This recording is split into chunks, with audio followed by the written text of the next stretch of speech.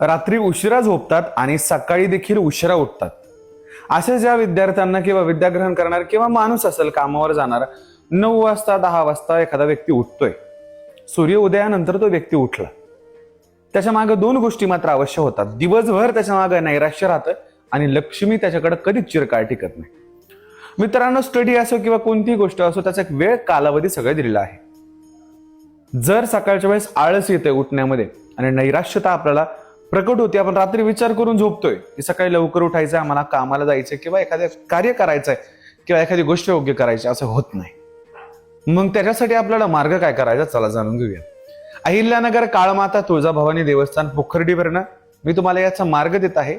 येत्या कोजागरी पौर्णिमेच्या दिवशी माता भगवतीचं व्रत करायचं आहे व पूर्ण रात्र जी आहे कोजागिरीची, ते सप्तशतीचं पट, महिषासुरमर्दिनी स्तोत्र किंवा श्री अंब जगदंबचं जप करत काढायचे आहे. 12 वाजता आपल्याला स्नान करायचं आहे. ती रात्र पूर्ण माता भगवतीला समर्पित करायची आणि जगदंबेला प्रार्थना करायची की आमचं नैराश्य, आमची झोप जी आहे ती उद्याच्या सूर्योदयानंतर निघून जाईल. आणि सूर्योदयाच्या वेळेस आपल्याला जागं राहायचंय. सूर्य उदय होस तर आपण जागं राहायचं. तीळ, सातू, महावर इत्यादी वस्तूने सूर्यनारायणाला अर्घ्य द्यायचंय.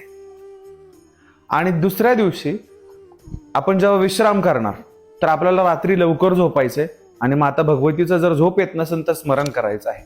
तुम्हाला अवश्य योग्य झोप येईल, सकाळी लवकर जागील आणि तुमचे जे कार्य अडलेले आहेत ते सकाळी लवकर उठल्याने अवश्य होतात मित्रांनो. म्हणून सकाळी सूर्योदयाच्या आधी उठत जावा, आपले कार्य करत जावा.